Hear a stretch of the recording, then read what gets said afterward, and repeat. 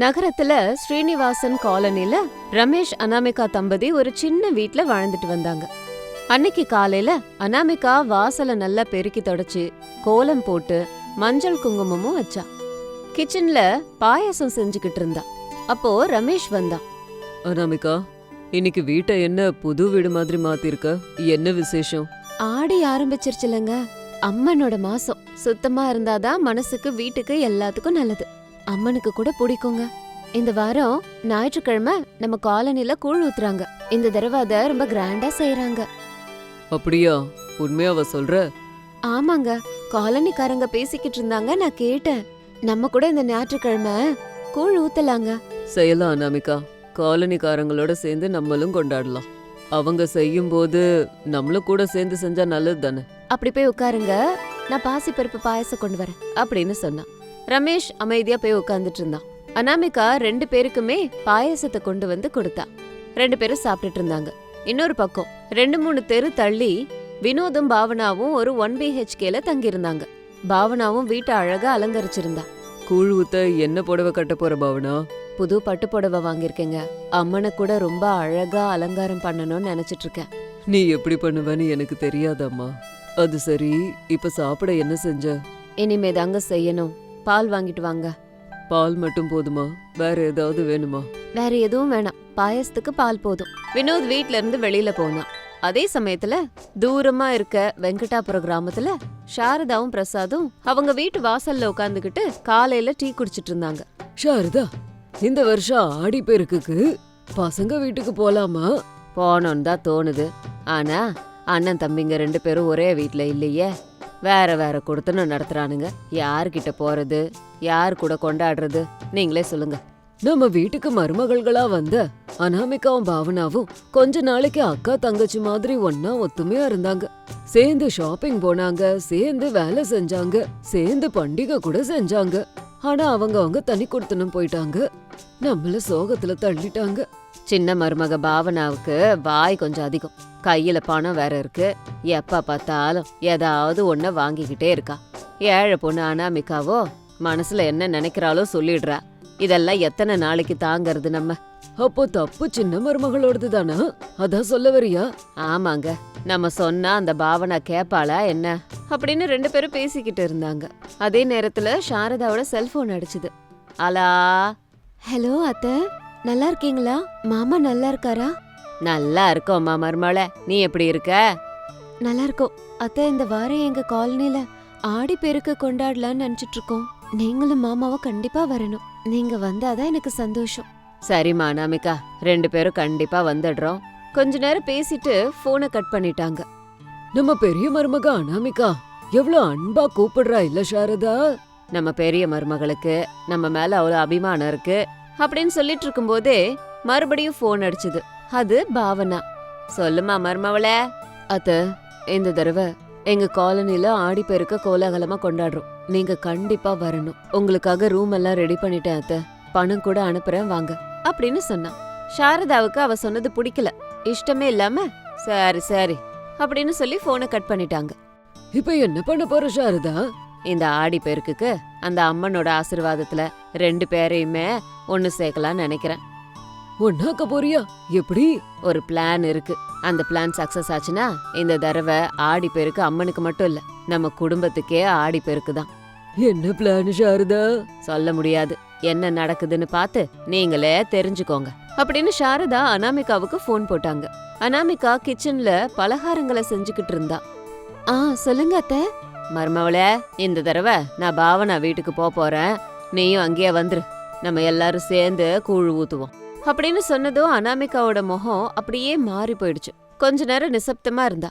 அத்தை, நீங்க எங்க வர சொன்னாலும் கேள்வி கேட்காம வர. ஆனா பாவனா வீட்டுக்கு மட்டும் வேண்டாம். என்ன மன்னிச்சிருங்க அத்தை அப்படின்னு போனை கட் பண்ணிட்டான். சாரதா உடனே பாவனாவுக்கு போன் பண்ணாங்க. சொல்லுங்க அத்தை. இந்த தடவை நானு அனாமிகா வீட்டுக்கு போறேன்.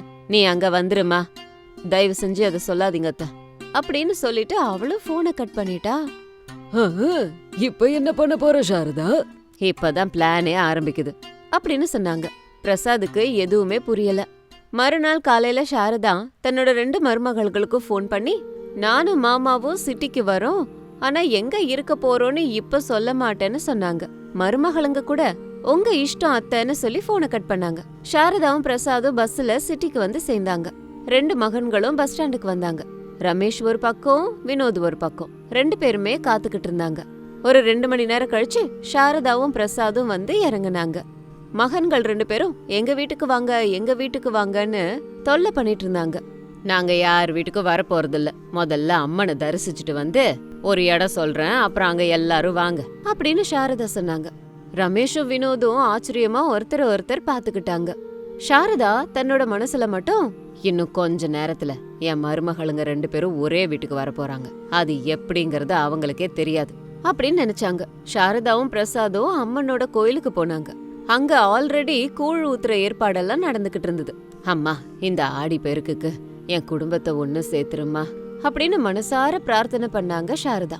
அம்மனை கும்பிட்டுட்டு சாரதாவும் பிரசாதும் அங்கிருந்து புறப்பட்டாங்க. உங்க 2 பேர் வீட்டுக்கும் நாங்க வரல, அம்மன் கோயிலுக்கு பக்கத்திலே ஒரு அறை எடுத்திருக்கோம், அங்கதான் 2 நாள் இருப்போம், கிளம்புங்க அப்படின்னு சொன்னாங்க. அதை கேட்டுட்டு ரமேஷும் வினோதும் எதுவும் பேசாம அங்கிருந்து போயிட்டாங்க. நடந்த விஷயத்த ரமேஷ் அனாமிகா கிட்டயும் வினோத் பாவனா கிட்டயும் சொன்னான். 1/2 மணி நேரம் போனதும் சாரதாவும் பிரசாதும் அந்த அறையில உட்கார்ந்தாங்க. கொஞ்ச நேரத்துல அங்க அனாமிகா வந்தா. அத்தை, எதுக்கு இங்க இருக்கீங்க, வீட்டுக்கு வாங்க போலாம் அப்படின்னு அனாமிகாவும் சாரதாவும் பேசிக்கிட்டு இருந்த அந்த சமயத்துல பாவனாவும் அங்க வந்திருந்தா. அனாமிகாவை பார்த்து ஷாக் ஆயிட்டா. அத்தை, இவ இங்க என்ன பண்றா? நானும் அதே தான் கேக்குறேன் அத்தை. 2 பேரும் ஒருத்தருக்கு ஒருத்தர் பேசிக்காம தூரமா நின்னு பேசினாங்க. 2 பேரும் உட்காருங்க. நான் கிளம்புறேன் அத்தை. நானும் கிளம்புறேன் அத்தை. உங்க 2 பேரையும் இங்க கூப்பிட்டது சண்டை போடுறதுக்கு இல்லடிமா, இந்த குடும்பத்தை திரும்ப ஒண்ணு சேர்க்கறதுக்கு அப்படின்னு அத்தை சொல்லும்போது 2 பேரும் அமைதி ஆயிட்டாங்க. ஒரு காலத்துல நீங்க அக்கா தங்கச்சி மாதிரி இருந்தீங்க, இப்போ ஒருத்தர் முகத்தை ஒருத்தர் பாக்கறதில்ல, உங்களுக்குள்ள அப்படி என்ன சண்டைன்னு கொஞ்சம் சொல்லுங்க. அனாமிகா மௌனமா நின்னுக்கிட்டு இருந்தா. பாவனா தலை குனிஞ்சு நின்னுட்டு இருந்தா. சொல்லுங்கம்மா மருமகள்களே, அத்தை கேக்குறால.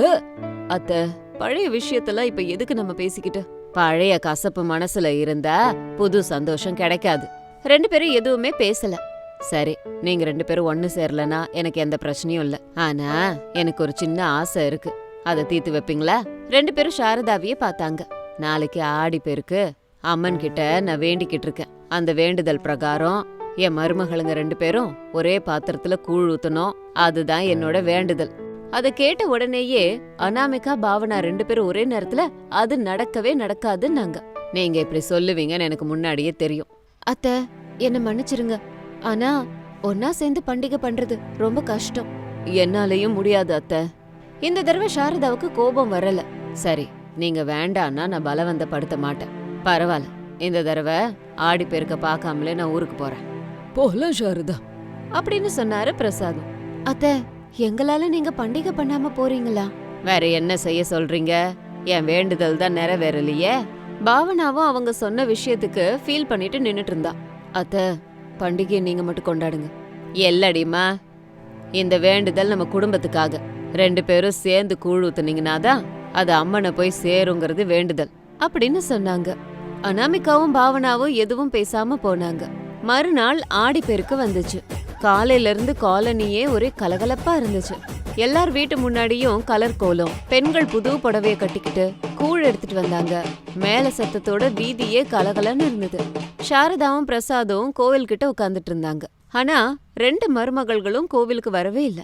சாரதா, நீ போட்ட பிளான் ஃபெயில் ஆயிடுச்சு போல இருக்கே. அம்மா வழி காட்டுவாங்கங்க அப்படின்னு சொன்னாங்க. அப்போ ஒரு இடத்துல இருந்து அனாமிகா கூழ் குடத்தை எடுத்துக்கிட்டு பாவனாவை கூப்பிட்டுக்கிட்டு பூ, பழம், தேங்காவை எல்லாம் எடுத்துக்கிட்டு வந்தாங்க. 2 பேரும் ஒன்னா வந்தாங்க. சாரதா தம்பதி ரொம்ப சந்தோஷப்பட்டாங்க. 2 பேரும் ஒரே நேரத்துக்கு கோயிலுக்கு வந்தாங்க. எனக்கு தெரியும்டிமா, நம்ம குடும்பம் இப்படி பிரிஞ்சு இருக்கிறது உங்களுக்கும் கொஞ்சம் கூட இஷ்டம் இல்லைன்னு தெரியும். நீங்க எங்களுக்கு அத்தை மட்டும் கிடையாது அத்தை, அம்மாவும். அம்மா பேச்ச கேட்காம நாங்க என்ன பண்ணுவோம் சொல்லுங்க? அதான். சரி வாங்கம்மா, அம்மா கிட்ட கூழ கொண்டு போய் வைப்போம். சாரதா மருமகள்களை கூப்பிட்டுக்கிட்டு அம்மன் கிட்ட போனாங்க. எல்லாரும் கூழ் குடத்தை வச்சாங்க. மேளத்தை சத்தமா வாசிச்சாங்க. சாரதா கண்கள்ல கண்ணீர் வந்திருந்தது. இந்த பண்டிகை கொண்டாடுறத விட என் குடும்பம் ஒண்ணு சேர்ந்துருச்சுங்கிற ஆனந்தம் தான் அதிகமா இருக்கு அப்படின்னு சாரதா சந்தோஷப்பட்டாங்க. அன்னைக்கு ஆடிப்பெருக்கு திருவிழா 2 மருமகள்களோட சேர்ந்து சந்தோஷமா நடந்தது. இது அவங்களுக்கும் ஒரு மாற்றமா இருந்துச்சு. பழைய விஷயங்களை மறந்துட்டு 2 பேரும் மறுபடியும் பழைய பந்தத்துக்குள்ள வந்தாங்க. அதுக்கப்புறம் எல்லாரும் சேர்ந்து அனாமிகா வீட்டுக்கு வந்தாங்க. அனாமிகா செஞ்ச சாப்பாடை சாப்பிட்டுக்கிட்டு சந்தோஷப்பட்டாங்க. இது இன்னைக்கு ஸ்டோரி. இதே மாதிரி இன்னொரு ஸ்டோரியோட உங்களை மறுபடியும் மீட் பண்றேன். பாய்.